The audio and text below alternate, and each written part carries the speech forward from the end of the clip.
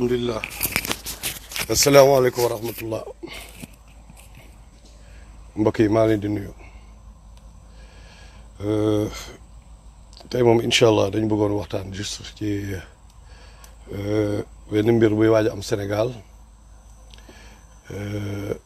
benn projet bi nga xam ne AKON bi nga xam ne ñëpp a ko xam normalement Sénégal yu bëri xam ko mu nekk ko siw même au niveau international mu nekk doomu Sénégal boo xam ni entre guillemets il a rendu beaucoup de Sénégalais très fiers li ko américains yi naan putting Sénégal on the map xam nga tax na ñi xam Sénégal quelque part xam nga donc à un moment dafa lay dimbali sax ci sa communication à un moment fii boo nekkee ci dëkk yu mel ni Amérique parce que bu la laajee fan la Sénégal féete nga ne mooy dëkku AKON xam nga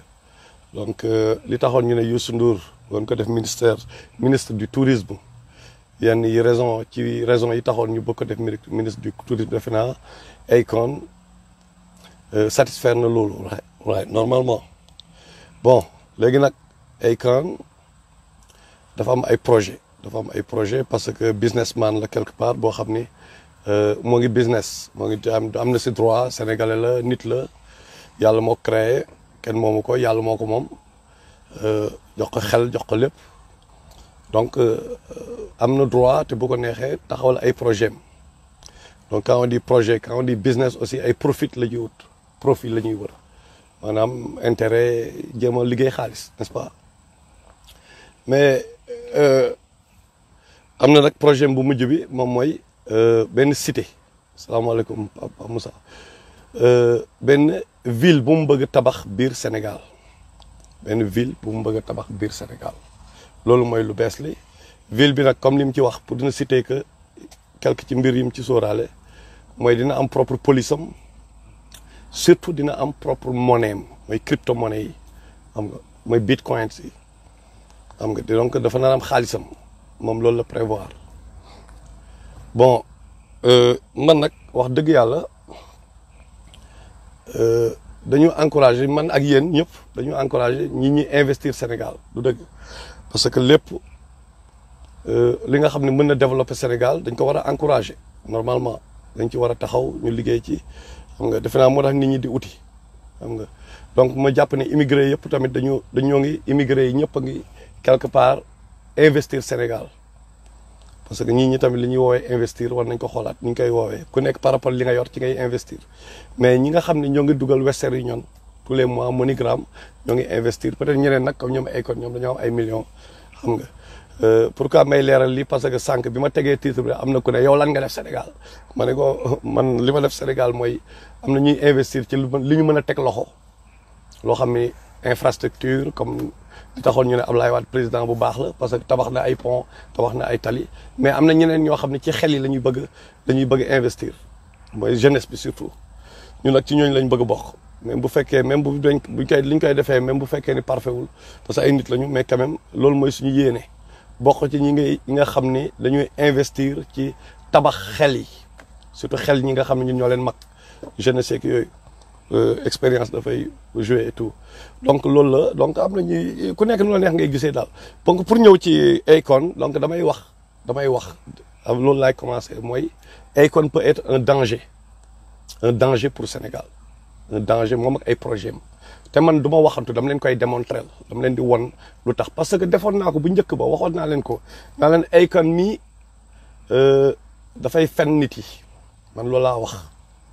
dafay fen nit yi depuis le début mais boo waxoon jamono yooyu bu ma waxee ñu ne ayow da ngeen a soxor nangam parce que dañu enquête dañu analyser def tout xool étape par étape xool lépp fu mu jaar déglu interview yi déglu lépp contradiction yi li may wax yëpp nag dama leen koy démontrer dama leen di démontrer pour wane waxuñu pour waxantu parce que Sénégal c'est vrai que dafa bëri ay soxor ay sans raison parce que souvent su pauvreté bu amee loolu day am donc il faut souvent li ñuy wax ñu am fu ñu ko teg ok faut pas me demander c'est quoi le projet Babacar Sall dama nekk ci thème bi suivre le thème bi s'il te plaît ok donc damay di démontrer la ku nekk nag koo xam nag yow business ak ngay gis gisoo defar réew ne réew li koy defar mooy lu baax mooy defar réew kooku ko nga xam ni tamit par exemple alal aduna rek ngay gis bon peut-être yow mënoo comprendre fi may waxee peut-être yow di nga gis sa bopp ci li Akon di def ok léegi Akon dafa jox Afrique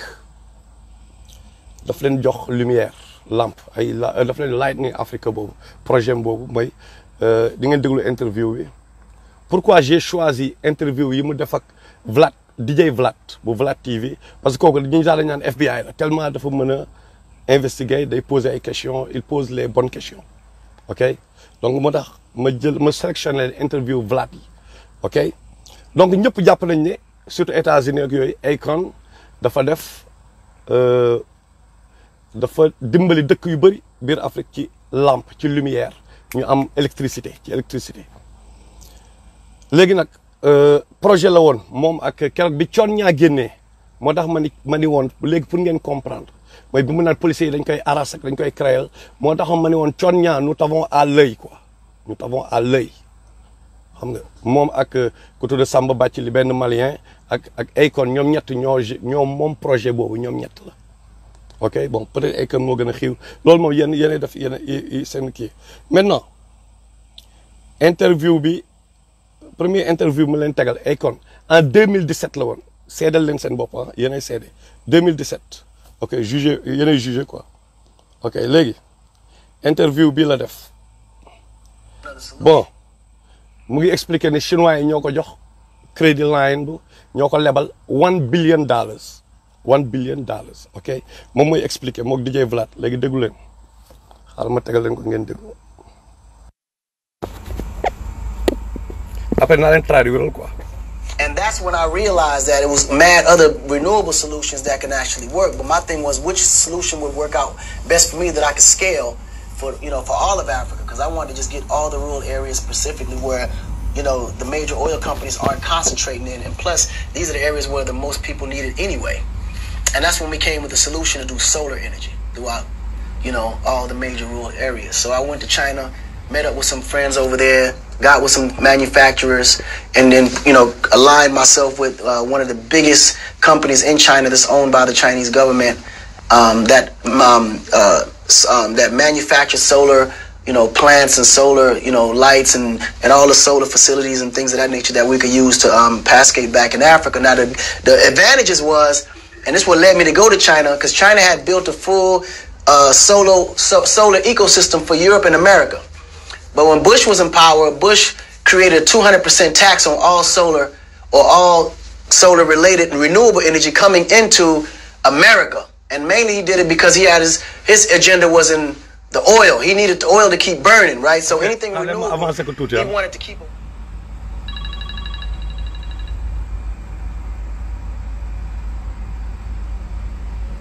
Ok, une seconde, ma avance comme ça. Li ci des après léegi pour plus de détails. Gars yi bu leen neexee mën nañ dem ñu check quoi wala naa ko partager. I couldn't use all that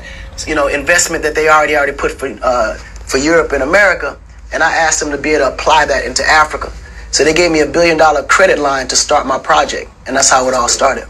They gave you $1 billion credit line to light up Africa. How did that feel? At first, I was like, $1 billion? Oh, I'm rich. Then I realized $1 billion ain't shit for what I'm trying to do.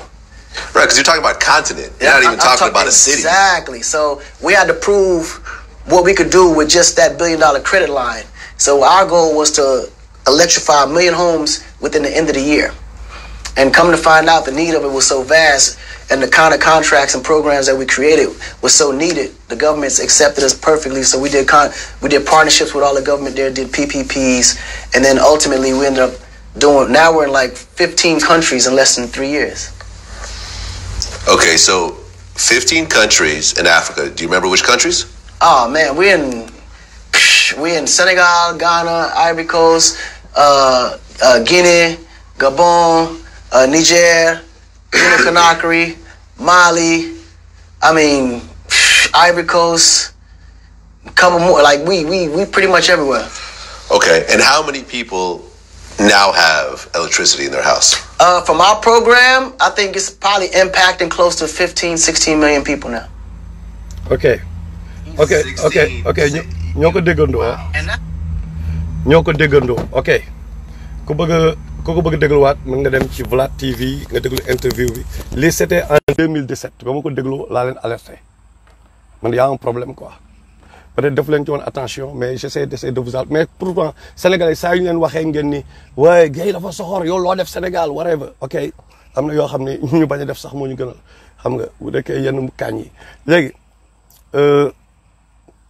AKON nee na chinois yi ñoo ko jox $1 billion credit because chinois yi dañoo investir woon fii États-Unis léegi bi ñu investir amin ay kii par rapport ak solaire yeeg yooyu xam nga George Bush dafa am intérêt ci pétrole bi moom donc énergie yooyu yi nga xam ne solaire yeeg yooyu dafay yàq seen business ñoom xam nga donc qu'est-ce qu'il a fait il a bloqué mu yokk taxes yi donc ca chinois yi mu ne d'après moom chinois yi am matériel boobu chinois yi mënuñu ko utiliser léegi moom mu dem gars yi jox ko maintenant lii c'était en 2017 déggu leen baax 2017 tey ñu ngi naan en 2020 waa ji laaj ko waxu ko dans le futur daf ko ni instant bii déggu leen bu baax jamono ji ñuy wax ak nii ci yan pays nga nekk da ngeen ñoo ko déggandoo mu ne Sénégal Côte d'Ivoire nangam wax leen ma fan ci Sénégal ngeen gis projet AKON bi mu taxaw fa wax leen ma rek benn village boo xam ni Lightning Africa bi coon ñaa moo mujjee ñëw mu ne non gouvernement bi moo ci teg tànkam mais AKON moom dafa ni Vlad TV que mën nga fa taxaw nañu quoi mu ne ñaata nit ngeen impacté mu cité ay millions wu nit mu ne instant boobu 2017 ñoom jox nañ leen courant ce qui a attiré mon attention mooy dama déglu benn interview AKON wër naa ko mais mënu ma ko gis quoi mais wër leen ko di ngeen ko gis muy wax ak ay tubaab interview mu toog ba mu yàgg wax ci olof naan waaye ay fen kese ay feni neen mais ay bugguma wax moo DOUL bi quoi ngeen bugguma wax moo boobu quoi mais mu wax anglais ba mu yàgg bërëxal loolu ci biir quoi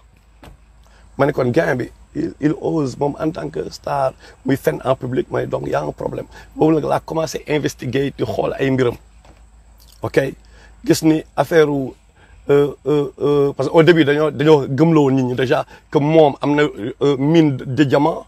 ah moom am na ay dafa signé de c'est vrai signé woon na ay Lady Gaga signé woon na ñu bëri donc am na xaalisam boobu la jël pour dimbali Afrique maintenant dafa dem chinois yi jox ko crédit $1 billion crédit la crédit loolu beeg nuyu naa la crédit dañ ko lebal $1 billion lebal la mais en product solar énergie da ngay fay plus intérêt ok bu ñu la defaree crédit line mais da ngay fay plus intérêt donc moom il faut mu investir businessman la pour investir mais mu mën ci tirer ay profit donc bu ñu réeral ci ay way AKON dafa dimbali ay Afrique nangam ñii dañu pare jël seen kaañ bi ñu ci am créé ji ay tool biir Sénégal jënd ay affaire def seen kaañ kaañ la ñu seddoo après kaañ bi whatever you know what I'm saying bon bëgguma dugg si détail yooyu mais noonu lay demee quoi. It's a business mais pourquoi ñuy fen nit ñi di ñu nax te ñun comme ni ñu ko yàgg a waxee du ay Ablaye Wade ay Abdou Diouf ñooy déconné ñu dal seen kaw ay AKON ñu koy bàyyi muy jàll wala keneen waxoon naa leen gouvernement opposition suñu problème Afrique mooy jamonoy njaam jamonoy esclavage mais noir bi moo doon jaay moromam gis ngeen histoire Sëñ Touba Mbaxaan Diop noir bi gis ngeen ñoom am naa Abdoul Khadir niñ ko tout le temps noir bi ñoom caka bi gën a récent Thomas Sankara ak waayam bi Blaise Compaoré tout le temps noir bi mooy jaay pourquoi may leeral li parce que dinaa ñëw ci AKON ngeen déglu discours am ni muy yëkkatee chinois yi loolu dinañ ci ñëw après donc day toog di critiquer Amérique way America is not made whatever loolu seen kii la ñoom xam nga mais tout le temps day daaneel Amérique yëkkati chinois yi loolu moom dem leen ngeen xool li ma leen di wax xam nga ok loolu dinañ si ñëw après mais donc crédit line bi bu nekkee $1 billion dafa war a fay quoi mais dañoo gisul projet bi xanaa dañoo dem quelques villages biir Afrique mais léegi coon ñaa si boppam nee na woy projet bi Ablaye Wade Macky Sall moo ko téye maintenant wax leen ma comment se fait-il que ñoom Macky Sall téye projet bi ñoom fekk Macky Sall nangul ko projet wu tabax AKON City gars yi gis nga ñun sénégalais il faut ñu arrêter les contradictions quoi ñun bu ñu waxee ñu ne fii mooy dëkku maam borom Touba bi nga xam ne daawul sol yëre bu am poche bi mooy dëkku maam Maodo Malick bi nga xam ni ni ko da nga daan ganese si toolam ñu bu jox ko mu lekk ba li mu lekk yëpp si toolam la jóge lépp a xalal ba ci diw ñor bi nga xam ne ci lañ def affaire bi fii mooy dëkku Baye Niass fii mooy dëkku Bamba Limaamu Laay bu nekk ñu wax qualité yi fa nekk right fii ñun ay jullit la ñu rasulullah sallallahu alayhi wasallam ay Aboubacar de bi mu defee lii sahaaba yi ñu expliqué mais comment se fait-il que ñun bu nit jógee fële jaay drogue mu wala ñu drogue lay jaay wala lu mu mënta nekk mu jël alalam ñëw dugal ci famille bi paa yeeg mère yeeg ñëpp ay jël dañ naan je me rappelle bi ñuy nekk Grand Dakar cinéma El Mansour amoon na kenn ku fa doon jaay ci kii bi en face juma Grand Dakar bi en face cinéma El Mansour après tam xarit wala kii day jël ay nagam indi paa yaa ngi koy gis muy jaay day jënd ay nagam joxe ñëpp jël tam xarit mu jënd ay 7-8 nag xam nga comprendre maa ngi yambaawam sax yambaawam ah moo ngi ko doon miine si jumaa ji la ko doon miile sorooru jumaa bi minare bi fa la daan miine yambaawam peut-être kenn xamul nu mu demee moom rek moo ko xam ak kii yëpp mais fa la daan miine ay saako yambaawam quoi comprendre nga mooy cinéma El Mansour laa wax en face juma Grand Dakar bu weex tàll bi nekk en face cinéma El Mansour ñun fa lañ màggee xam nga donc pour dire que Sénégal ñun duñu xool nit ki fan la jëlee alal l'essentiel waa ji investir na de léegi nag muy dem ci à un niveau bu suufee muy dem ba ci ñoom Akon nan la amee alal am na droit am alal bu ko ne yàlla moo ko jox kenn mënu si dara am na droit investir fu ko neex mais bu nekk ay investissement am ñun daf ñuy affecté wala mu affecté suñu doom non non foofu nag dañ ciy wax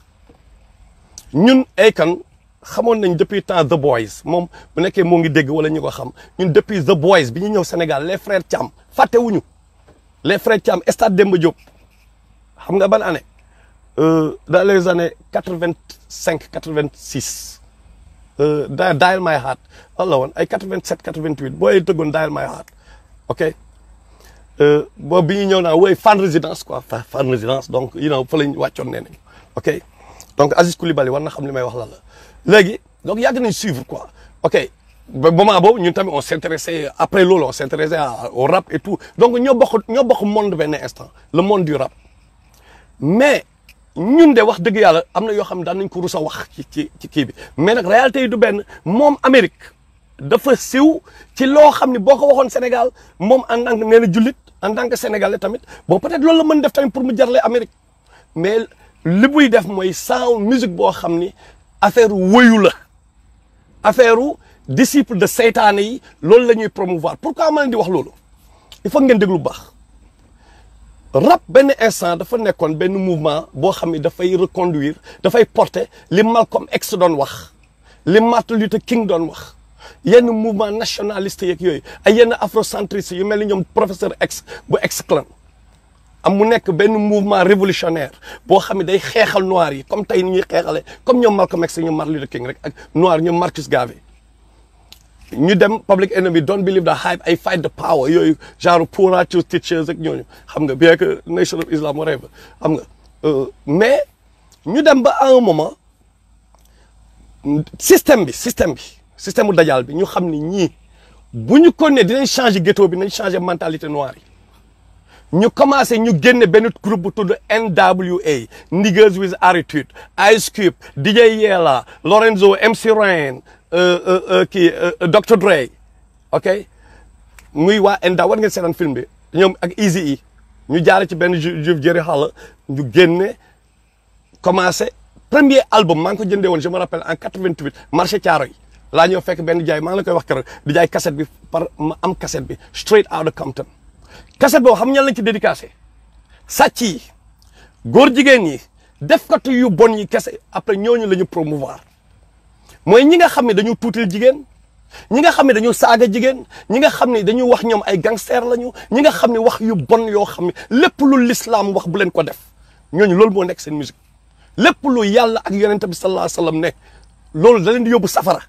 loolu la ñuy promouvoir ci mooy ñoom Snoop Dogg gars yi ñëpp li sénégalais yi rappeurs sénégalais yi di toppandoo wàcce tubéy ak yooyu xam nga moo tax ñun même bi ñuy rap ay rap a jowul mosoo dégg ñu dugg ci yenn yi parce que on était conscient en tout cas man ak Iba on était conscient de cela xam nga on était très conscient de bu ay rap la ñuy def mais ñun ak ñii duñu benn quoi ñun ay jullit lañu boo leen du laajtee jumaa Grand Dakar loolu la Iba di kaañoo exprès ba ñun ñàkkanteeg paa yi lañ ko tuddee woon le matin dañ def tout ba dem julli ji fajar ñàkk parce que loolu moo doon su li ñu gëm quoi xam nga dañ doon wax ni boo ñu jëmee attaqué pas jumaa ji jàq boobu kon ñoom Iba ñooy njëkk a dal sa kaw xam nga BM ji même chose ñoom Omar Ben Khattab gars yi même chose ok Omar Ben Khattab xam nga donc loolu la ñu gëm ñun ak ñoom duñu benn mais dañoo xam ne ñii ñoo bokk li ñuy def mais duñu benn man signé nañ ma signé nañ ma Eric Coptic moo ma signé woon fii mooy bi may def ay sound abomination of the immigration ay black clouds xam nga over my head like flying leads the violence that spreads got the streets turning red the hesitant resident wants the president dead bless compaore even killed his compadre xam nga lyrics yooyu laa amit ay affaire yoo dama ko bloqué après xam nga mais dama nekk studio may nekk ak ay gaaw ñoom produit yi Map Deep nekk ak ay rek woon bu Wu-Tang gars yi dañu ñëw parce que Coptic ki ma signé woon moom moo tëgg Annie the Girl bu Usher ak Puff Daddy ok moom moo ko signé moo ko kii woon quoi moom moo ko géré woon Eric Coptic xam nga am na Grammy Awards xam na donc connexion yi studio bi ñu doon nekk 42nd côté 42nd Street in New York xam nga ñu bëri dañ fa daan ñëw mais dama dem ma xool wallahi ma gis ne ñii ni ma leen doon faawee Sénégal mais ñii man ak ñoom duñu benn yamba bi sàngara si xam nga ay ñoom teg bu semi fen wesan xam nga gars yi nee nañ ay jullit lañu mais duñu benn léegi musique bi ñuy def tamit ak man bi may li may xalaat duñu benn fa laa jaare foofu laa bàyyee musique parce que c'était le top quoi je veux pas réussir dans ceci quoi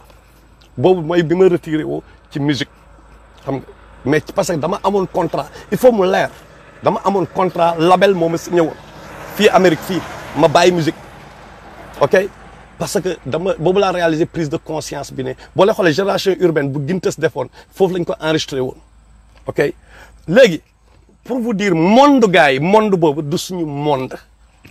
mais Akon ci monde boobu la nekk ci monde boobu la évolué mais ci la amee alal aussi mais ñi tax mu am alal seen agenda mooy agenda bi nga xam ne lépp lu yàlla wax ci alxuraan bi wala ci bible bi wala ci hadis yi yonent bi sallallahu alayhi wasallam lépp lu mu wax mooy li koy contrer mooy agenda iblis kooku nag moo ñëw mu ne dafay tabax benn dëkk cité biir Sénégal benn dëkk biir Sénégal boo xam ne dina am propre monnaie dina am propre police am dina am propre léegi nag dama leen tegal ngeen déglu yéenay seedal seen bopp naa leen traduiral pour ñi xamul dama jël ay sélection fi ay vidéo ah ok fii Akon bay expliquer ni mu daan sàccee ay oto xam nga ni mu daan technique am yi mu daan def bi ñuy sàcc oto yeeg yooyu.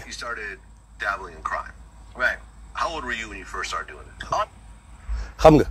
lii peut-être ay réalité Amérique la whatever xam nga amuloon koo conseil mais ok kii bii nii some good money in it and I was like, well, how much you making? He said, man, shit, I'm making like $40,000-$50,000 a week. And at that time I was like, what? I said, but what do you do? He said, no, we just jack these cars, toss them to my man, he himself off with a pop. Okay, good, all we gotta do is get the cars and bring it in, that's it. Pop and deliver, done. And they give you 10,000 a joint. I was like, nigga, that's good. ok moo ngi expliqué bëgguma affaire bi gudd moo tax dama leen xooli quoi ak DJ Vlad bii moom bees la quoi interview yu bees la mooy par rapport ak day expliqué kii bi muy tabax Sénégal et tout quoi ok day expliqué ni muy sàccee oto ni ñu daan sàccee moom système sàcc bi muy nekk sàcc jóge fii dem Atlanta nekk gangster quoi nekk un gangster di sàcc ay oto et tout mais problème bi mooy saison passée mën na am changé la mais la moo si garaaw mooy fierté bi mu ciy waxee quoi wane ne man guerrier laa ko fierté bi di wane ne way jacking cars and stuff il en parle avec pride bi quoi mais nit ki bu amee cité biir Sénégal mais kon lan moo fay nekk xam am nañu ku mu neex nga ni ma nga wax ma ndaw peut-être du garaaw peut-être dina def lii peut-être dina def lu baax whatever ok mais dama leen di tegal ngeen déglu ah ok comment ça peut être grave quoi kii déglu leen bi ok déglu leen bi. You actually signed Jeffree Star, Right. who's So that one? Dude. Oh, he would have killed him. and then at one point you actually signed Jeffree Star, Right. who's still a very big figure Oh, yeah, these so days. we realized with Jeffree that music wasn't really his calling. It was makeup. So now he got the Because biggest you told me about him makeup. early. I Right. remember. You're like, yo, I got this transgender dude named Right. Sydney Star. Okay. It'll be the biggest thing ever. And I'm like, mu ne mu ne DJ Vlad déggu leen fi bu baax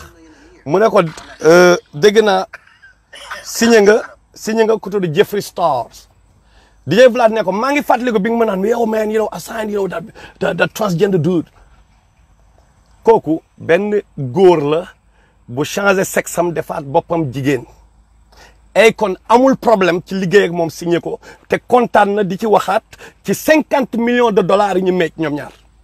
yi mu meeg ci ndaw suus xaw ma ndaw si xaw ma waaji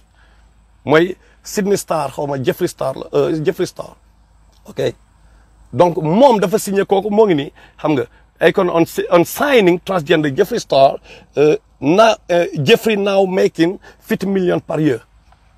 ok Jeffree parce que mu ne non du woon sax ay wayam mais pour make up moo taxoon mu sign ko xam nga kooku kon xaalis ak lay gis dañu waxan dëgg xaalis lay gis kooku bu ñëwee Sénégal kii sitéem tabax fa biir Sénégal ñun ñuy jéem a defar Sénégal boobu ba léegi ñuy xeex pour defar Sénégal combien plus de 20 ans ñun ñëpp ni man yéen ñëpp ñun ñëpp suñu kii mooy nu ñu dem ba Sénégal baaxaat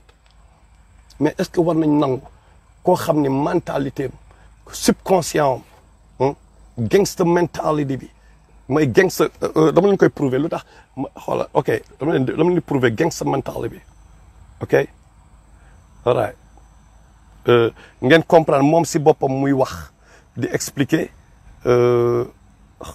how Because a lot of people called and was like they was upset, but I'm like, why? déggu leen fii bu baax I would like to know why you.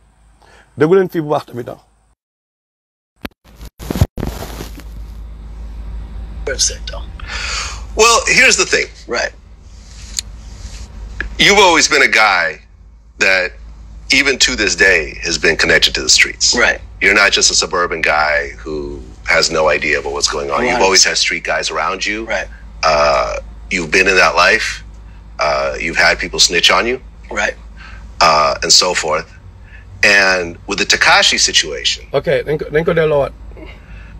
déggu leen bu baax Because a lot of people called and was like they was upset. ok contexte bi affaire benn boy la bu dul Tekashi xaw ma parce que boy am jamais même pas ce qu'il fait bu ñu jeeloon je pense ay xam nga da nga xam histoire Tekashi xam nga après si mu snitch expliquer cëppeel quoi li snitch mooy cëppeel comme li ñu doon wax El Mansour xam nga cëppeel quoi mu cëppeel comprendre nga donc déglu leen bu baax li muy wax fii après ma traduire la. Why? I would like to know why you were upset though. Well, here's the thing. Right. You've always been a guy that, even to this day, has been connected to the streets. Right. You're not just a suburban. You've been a guy even to these days yow nit ki nga boo xam ni ba léegi instant bi ñuy wax ni da nga connecté wu ci mbedd bi always be connected to the streets déggu leen ci mbedd bi that's what Vlad said. Urban guy who has no idea about what's going on. Right. You've always had street guys around you. Right. You've been in that life. You've had people snitch on you. Okay, you always have street guys around you. Okay, you always have street guys around, like those street cats. Loolu wax street cats yooyu mooy muusu mbedd yi mooy ñan street guys mooy reykatu nitu mbedd yi quoi gangster mbedd yi quoi mooy ñi nga xam ne du ñu hésiter pour jël sa life xam nga nitu mbedd yi ñi xam mbedd bi nu muy fonctionner xam nga ñi xam deal yi nu muy kiyee xam nga nitu mbedd xam ngeen mooy lan loolu la ñuy wax street guys fii ok so dafa mës a am autour de lui xam nga ay gars yooyu noonu nit yu bon yooyu bu nekkee Amérique ok amul problème mais bu nekkee dafa tabax Sénégal est-ce que dina neen ñooñu bu leen ñëwati Sénégal te ñooñu booy seet ñooñu pour la plupart Amérique moo leen rejeté déjà système bi Amérique daf leen rejeté parce que def nañu ay dégâts ñu ñëpp dañu am ay felony dem ay yàgg dem ay jeel di dugg di génn mais est-ce que pour man Akon mën nañ comprendre nga nekk dëkk Amérique parce que réalité bi nga def mbedd bee ko laaj il faut nga survive et tout mais lu salte li bu ko indi sa kër bu amee lu bon lu salte bu ko indi sa gaale dëgg baa nuyu naa la you know what I'm saying waroo ko indi sa gaale je me rappelle ñun bu amaan ay bandi koñ ba yaa ngi faal suñu grand yi bu ñu nekkee ay bandi tax El Mansour Iba xam na li may wax xam nga ñoom bëgguñu ko laal waa koñ bi quoi wala bëgguñu tout le temps dañu protéger seen li ñu jege daal seen environnement mais est-ce que Akon bu tabaxee benn ville ci biir Sénégal est-ce que moom dina mën a transgender boobu mu signé kooku bu bëggee ñëw Sénégal mu signé waat dina ko nangu wala du ko nangu mais ay programme yu bon la yu nekk dans son subconscient parce que buy expliquer moom bu daan sàcc ay oto mu ci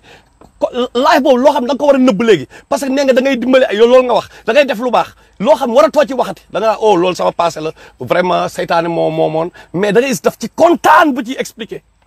avec enthousiasme mais kooku ce programme pourri là est encore installé dans son subconscient programme boobu génnagul ci subconscient Akon mais est-ce que war nañ nangu léegi nag beneen problème mooy Macky Sall mooy yëpp nit yi en fait quoi Macky Sall dëkk na Amérique xam na bu baax gënuñu ko xam Akon Ablaye Wade aussi dama ko ciy blâmer Akon ñoom lu mu dee doomu Sénégal la siiw na mais ñun africain pourquoi tubaab bi lu mu accepté même bu nekkee lu bon bu tubaab bi accepté rek ñun automatiquement ñu ne waa ji ngand la mais est-ce que ngand la par rapport ak suñu perspective ñun en tant que jullit est-ce que nit ki par exemple Mohamed Diallo kooku demoon représenté ji alxuraan bi jël premier kii dama fàttali turam xale boobu jëloon premier ci concours alxuraan bi kooku bu ñibbisee jàmbaar la xam nga à un moment am na ñeneen ñuy def loolu mais est-ce que ñeneen ñi nekk beneen côté bi benn mbataar la Kagoulard nekk ci musique bi boo xam ne c'est lu bon rek la ciy wax bu tubaab bi accepté ko est-ce que automatiquement ñun tamit dañ ko war a accepté ni ko tubaab bi accepté dañ koy accepté en tant que doomu Sénégal ok mais nag dañu war a fexe ba mu bañ a nekk modèle pour suñu doom yi ah loolu la ñu war a fexe waruñu nangu benn Akon suñu doom nar a topp Akon mais xam la moo tax ñun duñ ci am problème parce que xaalisu Akon la ñuy gis loolu la ñuy fekkaat fan ci seen petit gàlle loolu la ñu fay fekkaat pourquoi coono bi ak ñàkk bi moo tax ñun ñu baax ñi doomu nit ñu baax jël seen doom yi def leen yóbbu leen ay seen petit gàlle parce que alal ji la ñuy gis mais fàtt nañ fi ñu jógee mais gis nga li am entre Job Isaac xaw ma ak doomu pauvre boobu parce que ñooy exposé gars yi tegal leen loup yi il y a des loups des prédateurs yu fi nekk système ñoom ñëpp a connecté fa lay mujjee donc Akon nan la ko Macky Sall mën a nangulee yéen te Macky Sall ngay président nga am say service secret nga mën a donc lii day wane encore une fois Macky Sall qualifié wul pour diriger Sénégal. jaay nga ñoom Macron même doomu Sénégal yi nga xam ne kii da nga ñëw jox leen loo xam dafay yàq Sénégal ba pare Akon nee na dafay am propre xaalisam moom dafay am propre xaalis sa propre monnaie bi Akon City fen nañu ci affaire lamp yi fen boobu jeexagul léegi indi na lu bees fàtte nañu affaire lamp yi léegi nag mu ne nag ok you know what damay teg Akon City léegi xam nga sànq chinois yi ñoom ñoo ko jox $1 billion mais chinois yi dañoo nekk ci jéem a coloniser Afrique ci projet boobu lañ nekk mais il faut ñu ut ay pourquoi Akon parce que Akon est une star au Sénégal te Akon moom mooy l'idéal yow boo bëggee dawal ce genre de programme mais Akon ku mel ni Akon ngay utiliser parce que loolu dañ koy xoolee comme benn patriote américain yi xamuñu li xew mais dañu xoolee Akon comme benn waay boo xam ni mais dafay dimbali Afrique ndeysaan alors que waa ji businessman la ay investissement lay def fu gars yi di nelawee te dafa investirul sax xam nga et puis nee na encore Akon City du am taxe moom bu taxawalee Akon City bi du am taxe quoi xam nga ok léegi fii déggu leen fii il parle des Chinois yi nga xam ni dañ ñoo jàppee du nem xool leen Akon nu muy yëkkatee Chinois yi parce que man remarqué woon naa loolu lu bëgg déggu leen. And we had a whole interview about this, how you basically, the story started when your grandmother in Senegal didn't have electricity. You try to get electricity for a house. You realize you couldn't run power lines, so then you did a deal with the Chinese government for solar panels. Right. Since that interview, how many Africans have electricity now, thanks to you? Oh, man. I couldn't even estimate amounts, but we're literally in 16 countries now. And Africa got... fii gars Vlad daf ko laaj depuis la dernière fois parce que interview ma leen tegal sànq boobu mooy 2017 léegi bii mooy bu bees bi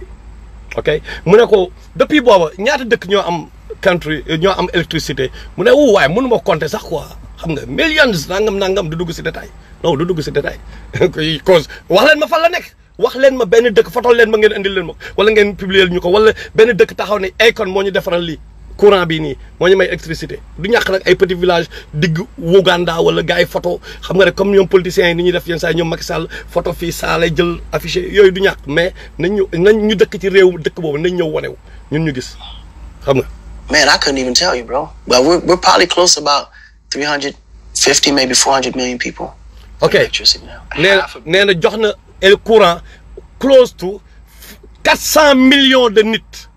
Akon jox na leen courant. Loolu bëgg naa ko gis 400 millions la ñu wax de 400 millions Sénégal 16 millions la environ 16 millions léegi nag 400 millions la wax mën a jox leen courant donc dafa mel ni double discours quoi buy wax ak gars yi fii ak buy wax ak ok. Billion people have electricity. Yeah. Thanks to you. Do you ever just like sit back and say, God damn, man? Because let me tell you something. Funny, I never did before COVID. COVID kind of made me understand and realize how much impact I made in that time I was working. Because normally when you're working, you're just in tunnel vision. You don't even see what's going on and what you're accomplishing. You know? Because I don't care how smart you are when you're born. Right. I don't care how intelligent, how analytic you are. If you don't have electricity, you're just going to be doing farm work. Period.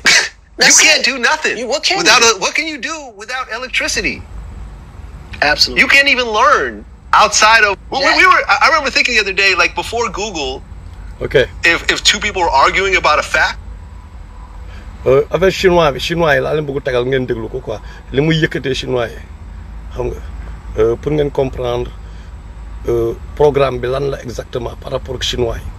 comme que pourquoi AKON peut être dangereux quoi il peut être dangereux pour l'Afrique xam nga parce que peut-être xaalis bi mu yoreel chinois yi léegi en retour il faut mu jàppale leen ñoom ci seen politique quoi xam nga parce que loolu laa gën a jàpp mooy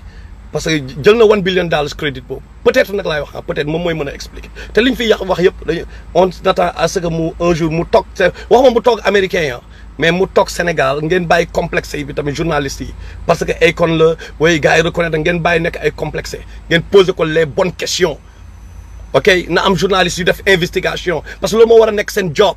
journaliste sénégalais yi loolu moo war a nekk seen job mais képp pas ku ñëw rek nax sénégalais yi xam nga donc il faut absolument bu ñëwee Sénégal que vous lui posiez les bonnes questions sénégalais yi dañoo intelligent xam nga donc dinañ am ay réponses normalement ci ay. Whoever could argue better would be the winner of that argument. Right. You couldn't say, well, let me look it up. Right. Whoever would just argue better. Whoever had the best argument. The best argument would win. That would become the fact. Now you can pull up stats. You can pull it up. You can Google it up and get real intel. And just think about outside of the individuals who have electricity. Think about the companies that were started and the people that were now employed in these companies. Yeah. One of the things that John Sally told me, which was interesting, you might have an interesting perspective on this because you do business with China. Okay. Right? They gave you $1 billion loan. Okay, they def business ak chinois yi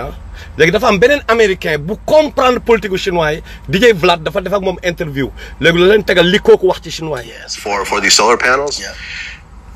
He feels that China has been quietly buying up Africa over the years. Okay,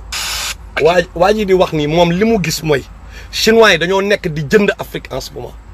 beneen waay la boo xam ni moom c'est un activiste quelque part xam nga moom mooy interview déglu leen. Going to China every year. China keeps going to Africa. I said, what am I doing? You know what I'd heard? I don't know if this is true or not, but a Chinese close associate of mine told me about this. mu ne moom dafa yàgg di dem Chine chaque année moom mu dem Chine mais mu gis ni Chine moom moo ngi dem Afrique mu ne mais man la laay def nii. Donc am na lu am Afrique xam nga loolu la bu njëkk a posé. They're saying that the Chinese have been systematically giving loans to these African countries, which they ultimately can't pay back, and they're taking more and more land in different parts of Africa from these loans, and they're slowly starting to take over Africa. Ok, kii dafa tegal AKON interview bi ne ko bon chinois yi li ñuy def mooy dañoo lebal africains yi xaalis.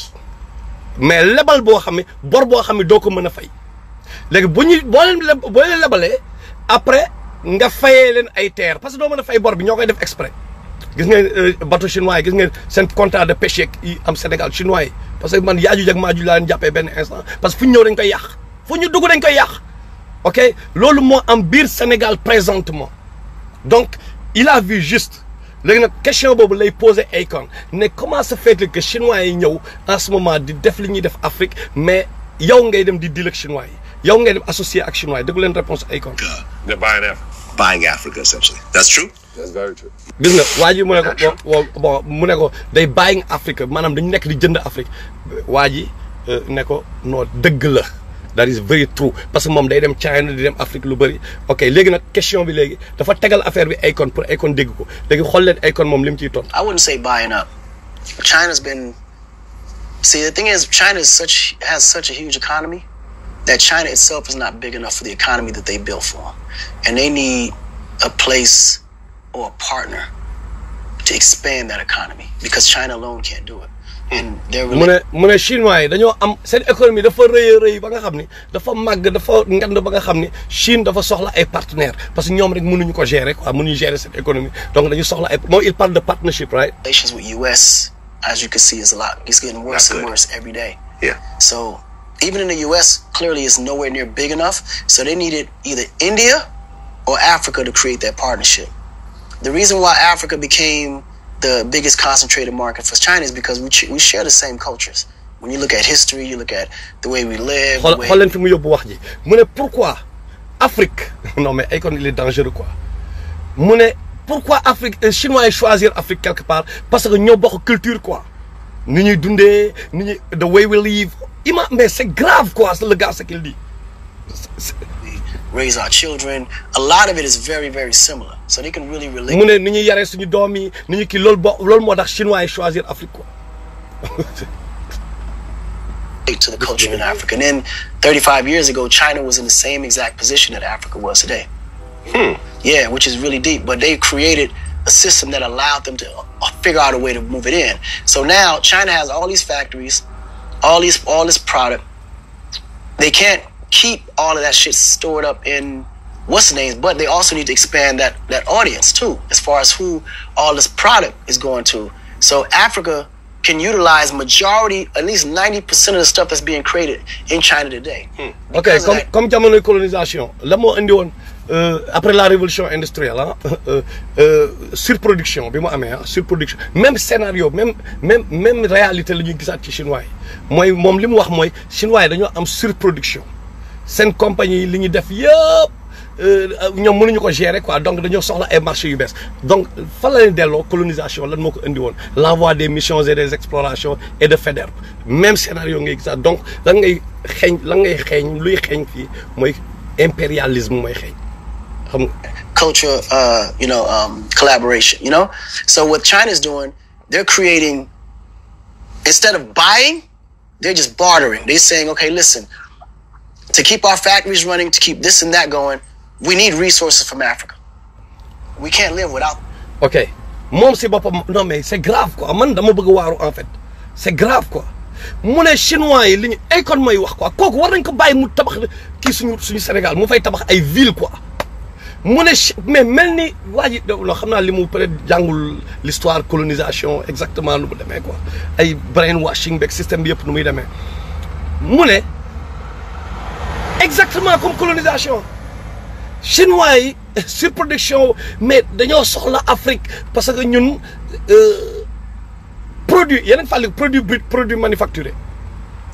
tubaab yi bu ñu pour dawal seen machinisme boobu surproduction bu amee et puis ñoom léegi dugg nañ ci révolution industrielle seen machines yi dañoo soxla lu koy dawal te kii moo koy dawal mooy suñu pétrole beeg suñu yooyu suñu ressources naturelles yi donc ñu ñëw indil ñu produit brut produit manufacturé yi nga xam ne surproduction la am ñoom ñu jël si suñu pétrole yeeg suñu jamaay yóbbu mais Akon loolu la wax te ça le dérange pas quoi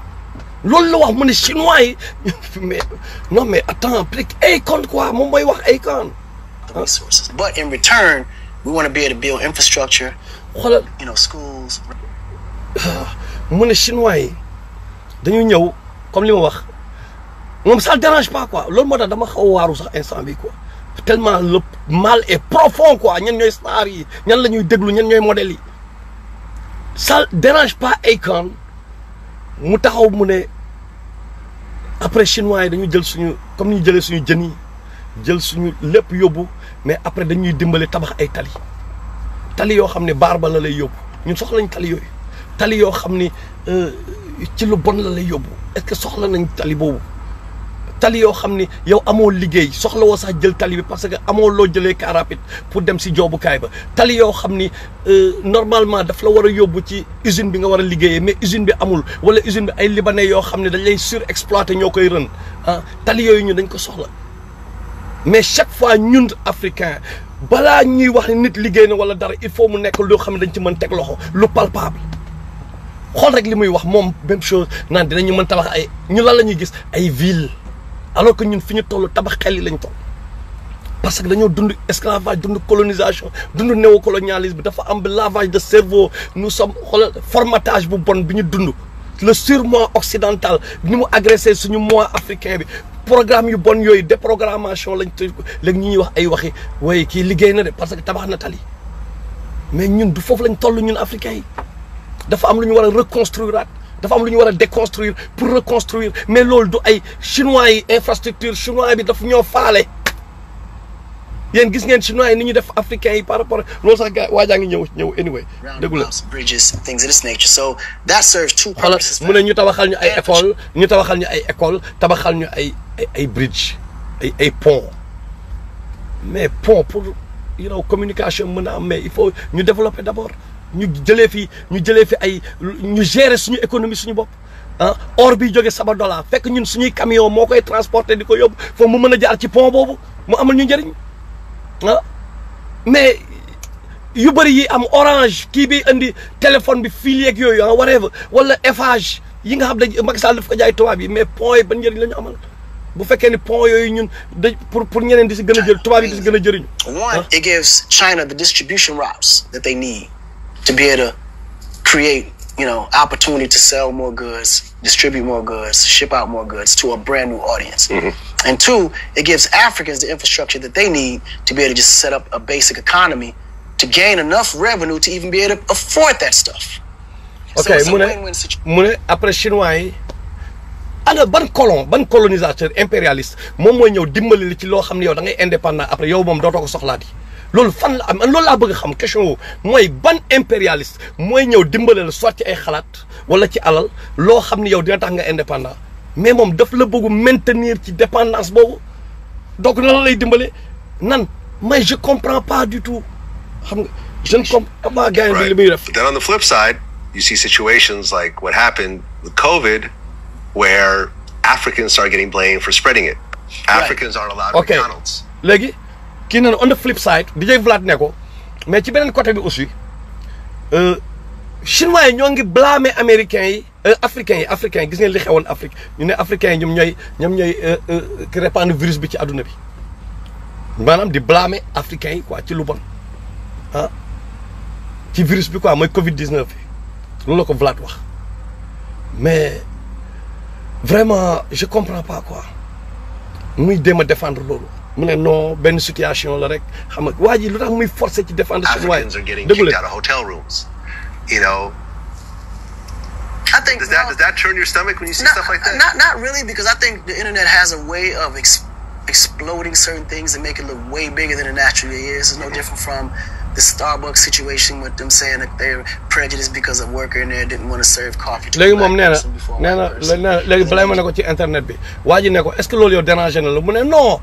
demeewul noonu dérangé wu ma parce que internet bi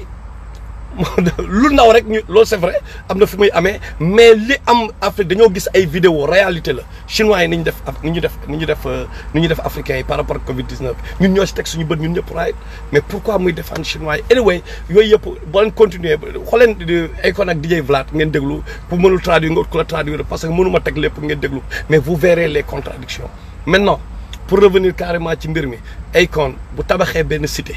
benn ville biir Sénégal léegi nag est-ce que képp ko am ay millions Akon rek amul ay millions right am na ay yeneen milliardaires yu fa nekk léegi nag bu nekkee ku am alal rek léegi day ñëw tabax ville am fan lañ jëm est-ce que ñoo ngi xalaat dans 50 ans lan lay mujj a nekk dans 20 ans lan lay mujj a nekk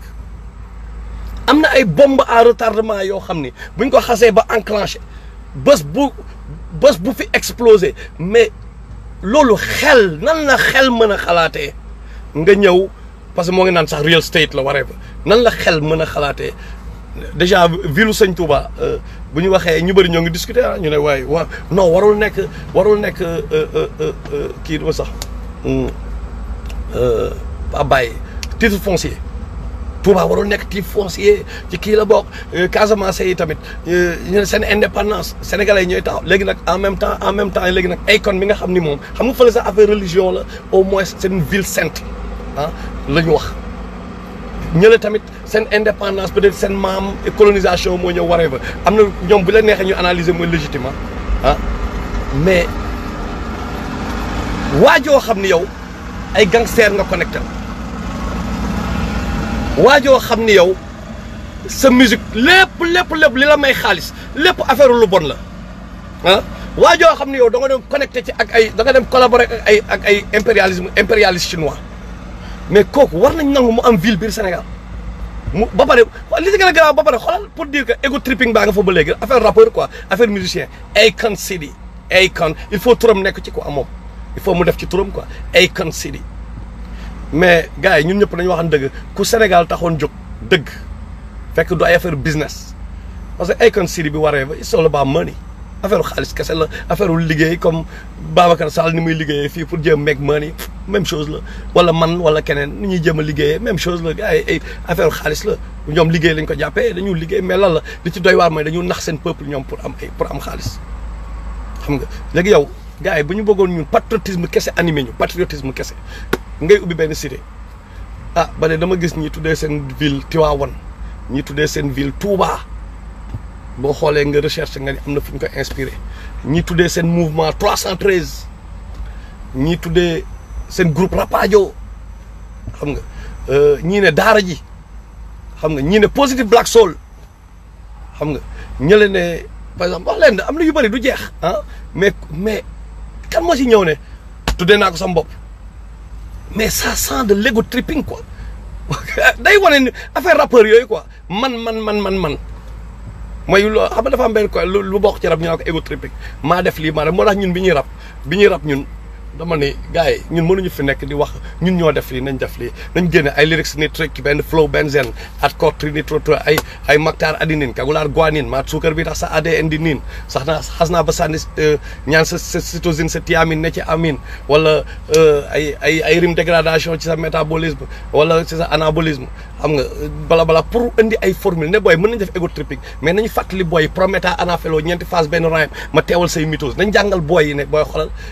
les 4 phases de la division cellulaire mooy la prophase métaphase anaphase télophase comme ça nga bañ ko fàtte ñu ne les 4 cycles de l'ADN de la molécule d'ADN cytosine thiamine adénine ak beneen mi guanine right wala ñu leen retenir leen une fonction majorée et minorée et bornée right wala ñu leen côté français ñu wax leen ni boobu mënoo def benn texte en commentaire suivi par exemple te boo xamee courant littéraire bi auteur bi bokk souvent daf lay yombalal nañ leen wax ba Rimbaud symboliste la woon comme que loolu moo nekk Sénégal ba léegi xam nga ay Verlaine Rimbaud xam nga comme yooyu wala ñu wax leen affaire comme que loolu la ñuy dund ñu wax leen quelque part ci li ñuy jàng si école bi pour ñu retenir ko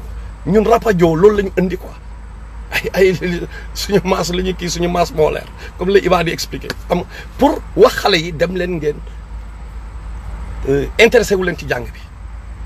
ok boo leen jàngul doo leen ci génn mën ngeen rap mën ngeen nekk rappeur mais bu leen bàyyi seen liggéey bu leen bàyyi seen jàng dem leen ngeen jàng ngeen rap ñun loolu la ñu prôné bi ñuy rap ñun ok bi ñu nekk rappeur ok moo tax yàlla doon leeral yenn mbir yi suñu bopp anyway mais pour contourner ego tripping boobu mais da ngay gis parce que bu duggee sa bopp bàkkaar bu rëy a rëy la mooy da ngay bàkku yàlla bëggul kuy bàkku yàlla bëggu ko ok bu ka je dis man bi quoi man maa def lii man maa you know what I'm saying yàlla ne booy dox ngeen you know what I'm saying mais kii day ñëw ngi dafay bàkku dafa jël AKON City malgré alal yu wax ni loolu yëpp yor na ko mais ba tey turam lay mettre en avant peut-être nag dafa bëgg bàyyi empreinte pour génération future yi loolu sa langage et tout mais loolu rek da leen di won que gars yi dañu toog ci télé yi rajo yi di wax xam nga mais au fond est-ce que Afrique intéressé na leen man daal li ma leen di wax mooy ah AKON pourquoi mënul am AKON City biir Amérique pourquoi ñemewu ko li yëpp àll la xool leen fii sax dama xaw a nekk si ville ok gis ngeen verdure bi ngeen gis Amérique li nit ñi dëkk tuuti la nit ñi dëkk Amérique yëpp àll la ñu dëkk Amérique xam ngeen baax li ma wax Amérique lépp àll la da ngay dégg Californie ak East Coast ak West Coast mu nekk ay 3000 et quelques miles right mais àll bi li ñi dëkk tuuti la ay coppet la ñun truck driver yi xam nañ si dara ok donc pourquoi def ko Amérique parce que fii mënoo ko def pourquoi gars yi yenn projet yi pour boo leen dégloo interview bi moo ngi wax ak